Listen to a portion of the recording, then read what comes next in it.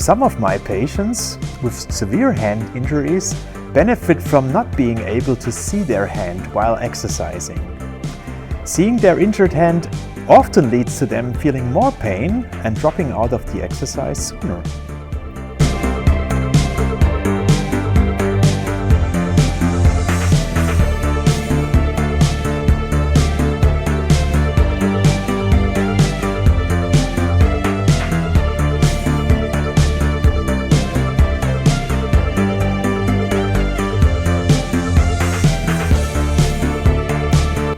Okay, from my physiotherapeutic point of view, regular and motivated performance of functional self-exercises is the key to regain hand function and quality of life for the patients.